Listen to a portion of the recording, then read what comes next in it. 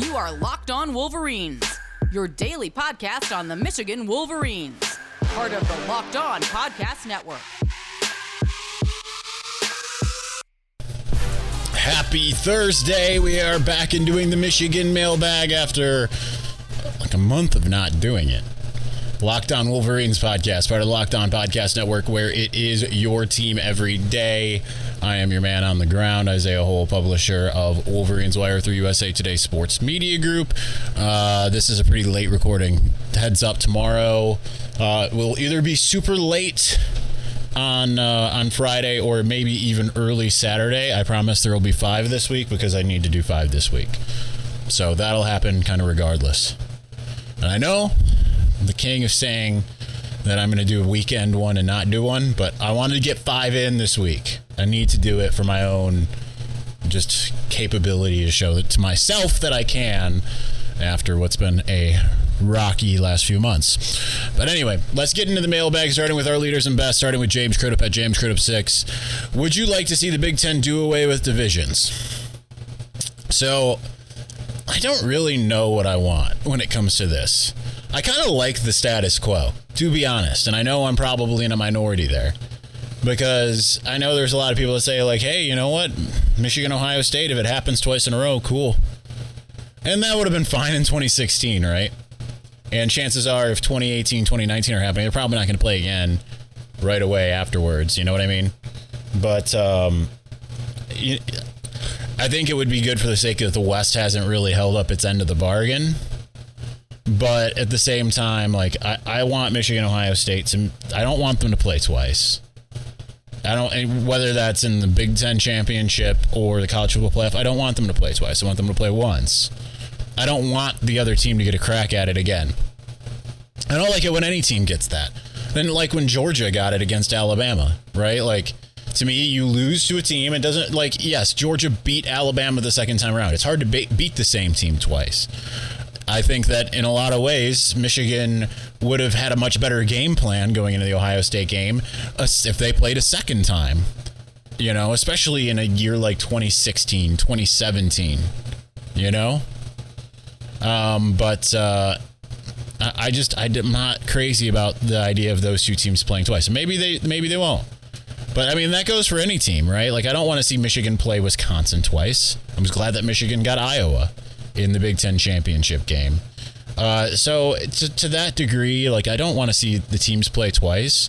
If they can find a way to get rid of divisions and have that happen, cool. But chances are, like, if Ohio State's on the schedule every year, and if Ohio State plays Penn State every year, and it, you know, like, some of these teams are going to end up having to play twice. I'm just not a big fan of that.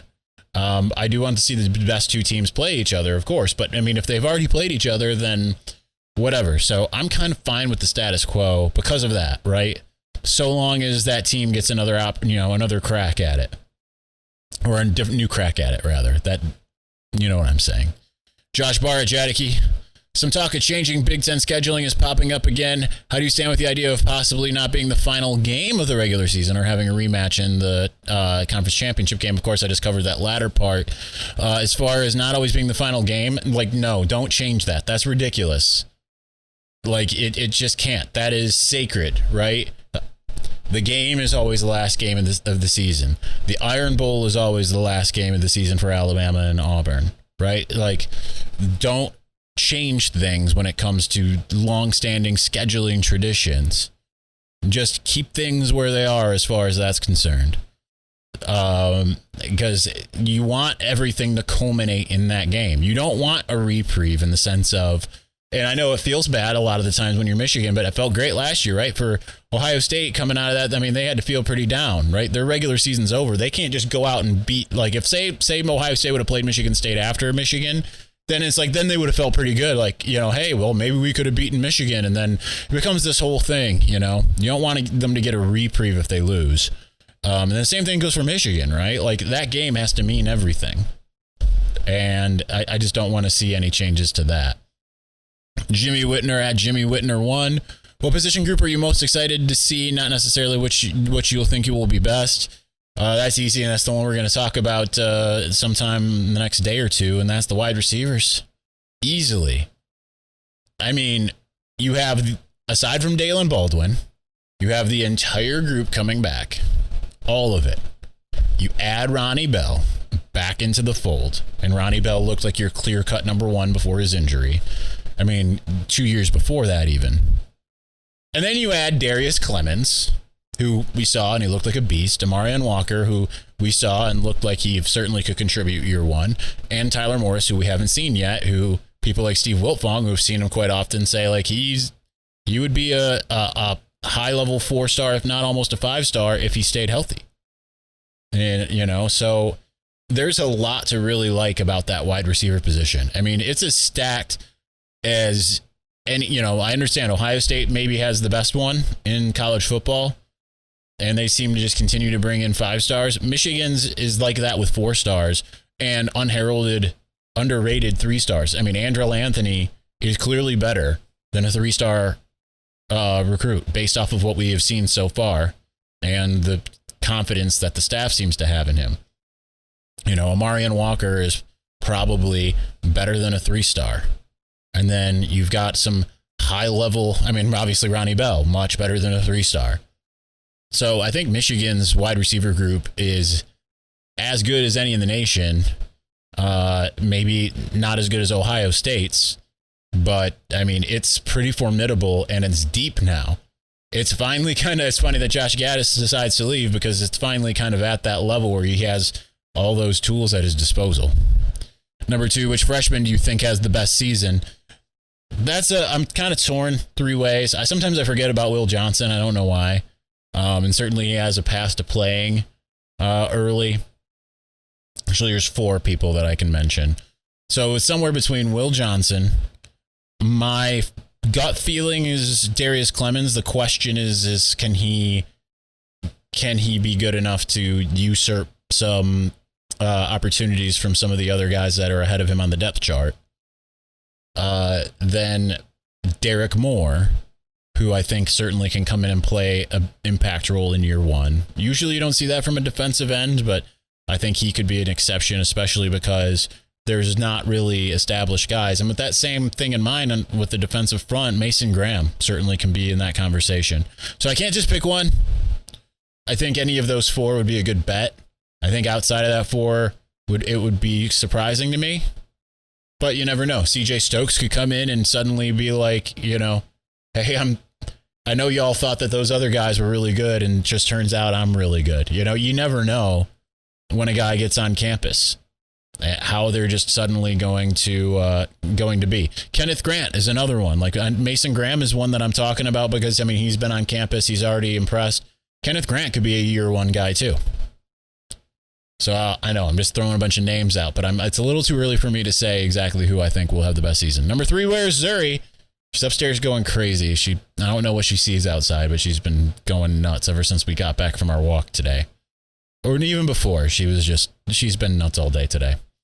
KRTF Farmer K84, how do you think the overall talent on the roster compares to previous Harbaugh teams? The way I decided I want to break this down is just to look at, like, I think this is probably going to be tied for the best special teams, obviously, with last year. I think last year had the best special teams. This year will equal that. I think the offense has the potential of being the best offense that they've had. The question is the defense, and I think the defense is probably the second worst. You know, I think that when it comes to the best defenses that they've had, I think 2016 was the best. I think 2017 and 2018 for the most part were really good. Last year was obviously really good.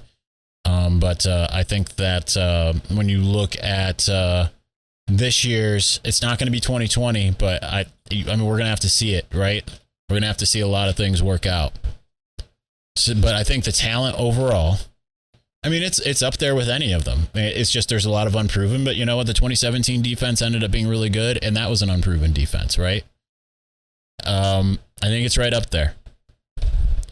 Jonathan Joseph at J Joseph 2156 finishing us out in segment 1.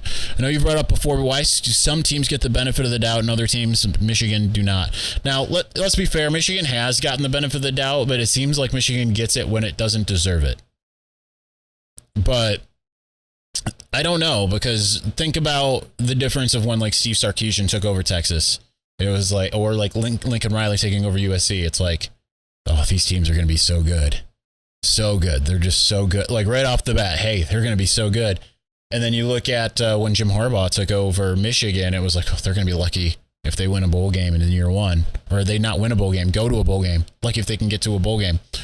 So it's kind of weird that that's how that goes. But as far as why, I don't know, because a lot of these teams, like, yeah, Texas and USC had a little bit more recent success. You know, obviously, national championship game in 2005. But, I mean, that's 8 years after Michigan's. Michigan was relevant all the way through. Michigan's been more relevant recently than either. So, I don't know. I think it's really bizarre. Michigan's also a team that people love to hate. So, that's probably a big part of it. So, I don't know. I don't have the answers, but it is weird. And college football, really, you would think, and in some degree, like you see guys like, you know, Anthony Treesh from PFF being like, yeah, I think Michigan's a top 5 team. And then I look on The Athletic, they have Michigan at number 9, I think it was, and Michigan State at number 8. And I'm like, what is Michigan State? Like, Michigan State was pretty good last year. I think that they lost a lot of their really good players. They did bring in some good ones, but I feel like when you look at the amount that they lost that were difference makers, it's hard to say, like, they're just going to start picking up right where they left off, like it's some kind of machine. I think that that's college football media a lot of times has a very short memory in some instances and a very long one in others. So it's weird. I'm not...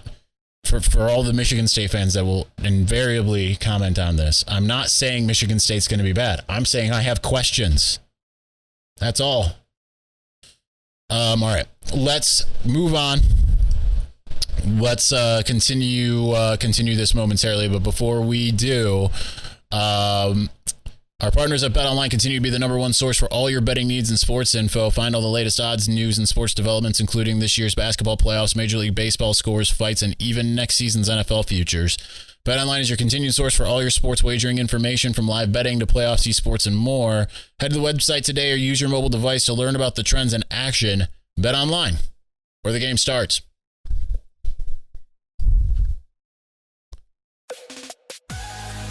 All right, we definitely know we're back in mailbag mode, because that 5 questions took me 12 minutes, which surprises me.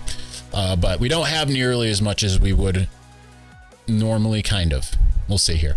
Let's go on to our Victor's Valley, and starting with Jim at Jim in the North. I put a lot of faith in NIL being a game changer in college football. What is your opinion? Could a killer set of player compensation turn Rutgers into a Bama? No, I don't think so necessarily. I mean, I guess it could if suddenly, like, the New York market, I mean, New York being the richest media market out there. I mean, I know it's the media market, but there's more billionaires that live in New York than anywhere else in the world. So theoretically, yeah, I guess it could.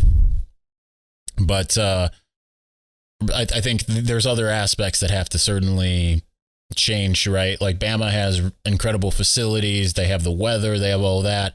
For Rutgers to become that as well, I mean, they're going to have to get the facilities. I mean, their stadium is very meh. You know, Rutgers, no offense to Rutgers or Maryland, Northwestern. Trying to think of what other ones that I'm like, the stadiums I'm not that big on, but those are the 4 that are like very meh. Oh, Illinois.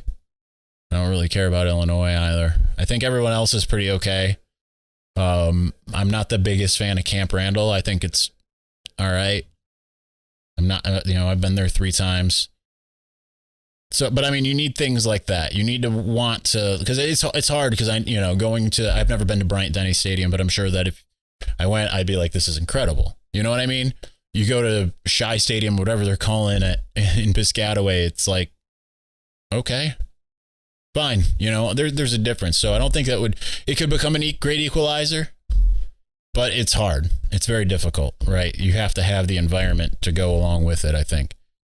Do you think the departure of Schlissel might make room for a more, let's say, modern approach to athletics funding and NIL? I mean, I hope so, and I would imagine that, just having someone that cares about athletics And just because I've told you before, I met Schlissel before I was in the media, and he made it very clear he did not give a you-know-what about sports.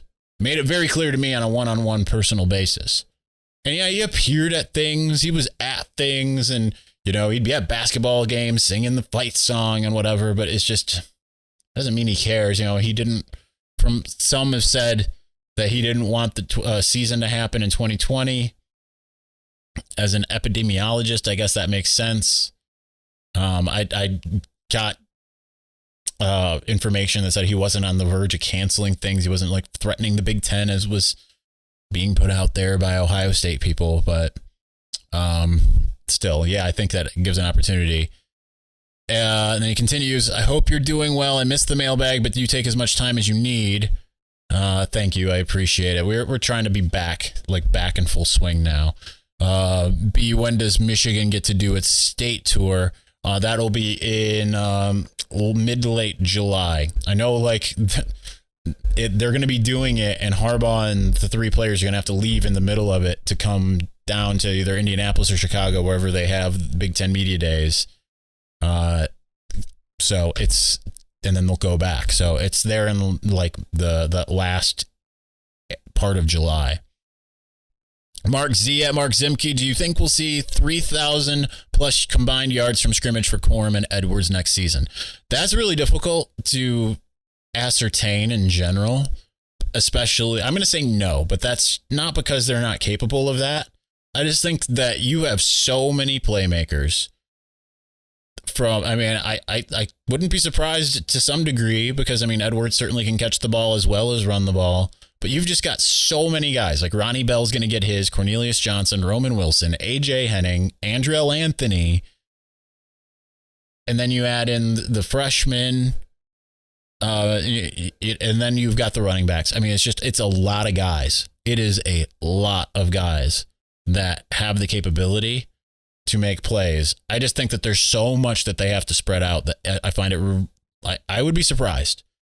Then again, as much as I think they could be very pass heavy, watch Michigan be run first, watch Michigan do exactly that.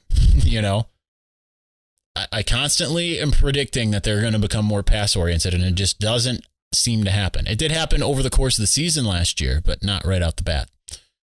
Chase Glasser via Instagram. Regarding the QB battle, I don't think JJ should start until he's demonstrably physically and mentally superior to Cade. While he has surpassed Cade in physical talent, I think Cade did much that didn't show up in the stat sheet, taking care of the ball, motioning out of disadvantageous, wow, I can't talk or read, formations, excellent pre-snap decisions that JJ hasn't yet displayed. However, last year's rushing attack allowed a limited Cade-led offense to succeed. I am worried that if our running game takes even a slight step back, the offensive success that we had this past year will look vastly different. Without a generational rushing attack, I don't think beating OSU by passing less than 5 times in the second half is sustainable. Is this a reasonable cause for concern, or am I caught in the black pit of negative expectations? I think you're a little bit caught in the black pit of negative expectations because they ran because they knew they could, right? And that's against Ohio State. It's against Washington. In some of those games, they struggled to pass the ball in Washington, but the game plan was to run anyway, right? So kind of didn't matter. And I think it'd be a different scenario if, they didn't really find themselves in many situations where they absolutely had to pass. So I agree with you on Cade and the JJ thing. Finally, someone kind of gets what I've been saying all along, right? Because people just see start 5-star now, want 5-star now. But it's one of those things where, yes, I agree. Once JJ is ready, and yeah, I do think he is superior talent-wise, physically, but Cade has a lot of things that, he's not really going to lose you games, right? Cade, for all the talk about what Cade does and didn't do, he didn't really lose any games, right? He didn't lose the Michigan State game or the Georgia game. But some people say, well, he didn't really win some of the others. Okay, well, they didn't really need him to either. And he put Michigan in a position to win the Michigan State game. He certainly was a big part of the Penn State game. He made a couple of the plays, helped make a couple of the plays in the Nebraska game. But then JJ was instrumental in some others as well. So I think if Michigan had to pass more than 5 times against Ohio State, they could have, right? Like they showed a penchant to being able to throw the ball downfield in that game, but they didn't need to. So we'll see. We'll see how it plays out. And I think they've got an embarrassment of riches across multiple positions, and I think it'll be really good for that. Adam Kasel at Adam_Kasel. What is your favorite part about this slow time until August? Or maybe it isn't slow for you. What's your least favorite part? It is slow for me now. And my favorite part and my least favorite part are the same thing, the free time. So, because sometimes it's hard to get motivated to do things like the podcast. That's really hard because sometimes you just don't have anything to talk about, right? My joke constantly is like, what am I going to do? Come back and be like, all right, well, let's talk about the linebackers again. We just did it last week, but let's just go through them. All right, so they got Nikai Hill-Green, they got Junior, you know what I mean? So and the same thing with writing. Right now, there's just not really anything to write about. So there's that, but I also like the ability to go out and do whatever I kind of want just in life. You know, if I want to sit and watch TV, cool. If I want to go kayaking, cool. But you know, sometimes it gets old. I like to have a little more structure. That's what I like about the season. I don't like the beginning of the season because I'm just like, oh, I'm overwhelmed. There's so much to do. But then once the season's over, I get depressed. And I'm an information junkie. That's kind of why I worked at United Talent Agency. The moment that I was off of my desk, when I didn't know everything about what was going on in the movies, it was like a black hole. Which, quick aside, very interesting to me to see Tracy Jacobs in the Johnny Depp trial this morning. I didn't know she was going to be on. I turned it on. For those who don't know who Tracy Jacobs is, she's Johnny Depp's former agent. She was the first ever female board member at a major talent agency, and I dealt with her every day. And she's kind of a terrifying individual. So it was just kind of interesting. Someone that I used to work with essentially on a daily basis, but also never knew I existed. Yeah. Trey, go million. I traded to the max. If JJ wins the starting job, does Cade stick around or transfer? I have no idea. I mean, I would imagine a transfer. I'd imagine if JJ wins the starting job early, I could see that happening, right? But I don't know. I don't want to just say what I think, I don't know what I think, but I don't want to just speculate there. Finishing us out in segment 2, BW at BW2623. How are you feeling, Isaiah? Hope you're doing well. Thank you. I really appreciate that. I'm feeling a bit better incrementally, feeling more and more like myself. I'm trying to do some more music things, which kind of is like high school, except for instead of playing metal, I'm trying to learn how to write pop music. I'm going to take a class next month learning how to produce from Kygo. So that's going to be interesting. It's just challenging myself, and that's helping me get out of that. Planning some other things, getting a tattoo sleeve on this arm, all that kind of stuff. So all this, like that stuff, that kind of thing, the little things that excite me while there's no football to be had. Because there have been times where I could have gone into a deep depression, and then football season starts, and it's like, okay, I don't have time for this, and it kind of saves everything. A little bit different when everything hits a month after the season, and it's my worst nightmare. My grandfather passing away, something I'd been mentally preparing myself for a very long time, but it was just something that you can't fully prepare yourself for it. It's I'm glad it happened when I wasn't in a busy season, but it makes it harder to kind of come back from. You know what I mean? All right, let's continue on, and then we will do the thing. I don't know what I'm talking about, but anyway, I love brownies, but you know what I love more? Brownie batter. Sometimes I just eat half the batter just while I'm making the brownies. Imagine if you could lick that brownie spatula clean and get some protein in. Well, you're in luck because Built has a new creation, and this one's better than ever. The Brownie Batter Puff. You heard me right. The Puff takes protein bars to a whole new level, and they're available right now on Built.com. Have you tried the Built Puffs yet? I'm not sure what you're waiting for. Puffs are a chocolate-covered marshmallow protein bar. That's right, delicious flavored marshmallow covered in 100% real chocolate. With 140 calories, 17 grams of protein, only 7 grams of sugar, Brownie Batter Puffs are the perfect pick-me-up for any day. All Built Puffs are covered in 100% real chocolate. That means that with Built, you can eat healthy and actually enjoy doing it. And they're made from collagen protein, which your body absorbs more efficiently and provides tons of health benefits. The Brownie Batter Puffs will have you completely forgetting you're eating a protein bar. No need to pinch yourself. This is real life. So go to Built.com to get the Brownie Batter Puffs now. And use the promo code LOCK15, get 15% off your order. That's promo code LOCK15 for 15% off at Built.com. All right, well, you know what? I don't know what I'm talking about. Stay tuned.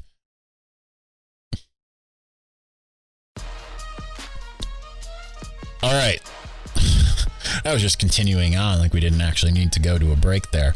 We got a couple more questions. Most of them are nonsense. The battery is dying on the camera, and we've only got about 4 minutes left on the memory card anyway. So let's finish out quickly. Brady Knowles at Brady2Knowles. Will JJ or Cade start game one, and will they use both quarterbacks like last year? I think that either way, yes, they'll use both quarterbacks. If I was to bet, I'd say Cade starts game one, but I don't necessarily know that means he starts game 12. And put it that way. Andrew at EngineNerd97. Do you have the confidence? And a lot of these are pretty much the same now. Do you have the confidence in the idea if JJ is better in fall camp than Cade, Harbaugh will start JJ? 100%. I don't know where this mentality comes that people think Harbaugh is just going to start a guy just out of politics. Never been the case. Mr. Meritocracy is not going to just start a guy, and I know people were saying the same thing, oh, he's starting Wilton Spade over John O'Corn because politics. And then what happens? We see both of them, and who was better overall? No offense to John O'Corn. They're going to start the guy that they feel most comfortable with. Just how it's going to go. Gary Moore at GDog4UM7. Update on JJ injury. He's throwing. He's not having any pain. He seems like he's good to go. Just got to get to fall camp, right? Go through summer conditioning, get to fall camp. Right now, it's not even summer conditioning officially, so it's going to be a bit. But so far, so good. Fall season 11. With both Musa and Caleb presumably gone to the NBA, was Michigan targeting in the portal to play the 4? I don't know who they're I've always said I'm not a basketball insider. I certainly don't know who they're targeting in the portal. But what I said on the M Zone today is that I would not be surprised if Terrace Reed ends up being, I know you think he's the backup 5, but it wouldn't surprise me if Terrace Reed ends up being that, a guy that could play next to him. Or it also could just be Jace Howard. He's got that size. He's got that capability. We'll see. Ike Hamlin at Hamstand87. Is Texas back? Texas has always been back. Even when they're bad, they're back. Doesn't make any sense to me. Nick Anselm at Nick Anselm. How much has Harbaugh's interest in the NFL negatively affected our upcoming recruiting classes? Is it too early to tell if it's significant? I don't think that it's necessarily negatively. What I think the bigger part is losing Josh Gaddis, but he hasn't really necessarily been recruiting. But then, guys have to see again what the offense looks like, what the defense looks like, that type of stuff. I think that's probably more impactful than anything. I don't think the NFL interest has had any actual negative impact. Maybe just in the short term, but I don't think I don't think anyone cares now. You know what I mean? He's signed a new contract. He's here. So I don't think maybe it was a disruption for a couple weeks. Matthew Wild at Frog MN Associate. We've heard a ton about culture changes last year. Does the momentum continue, and who are the next leaders to claim that role? I think it will continue. It's going to be Cade, Ronnie Bell, RJ Moten. I could see Nikhil Green being another one there. Those would be the ones that I would say. All right, I've got 27 more seconds before the camera cuts off. So, Will from Michigan at @from_burner. Have you watched Tokyo Vice, and how does it impact Michigan recruiting? It sounds like a Patrick Barron question. I don't know what Tokyo Vice is, so I don't know. Anyway, that's going to do it for us today. I can't believe we got in under the wire here. That'll do it for us today. We will talk to you again either Friday or Saturday about the wide receivers, a full breakdown. Promise it will happen before Sunday. It will. Anyway, thanks for watching and or listening. We'll talk to you soon. Peace.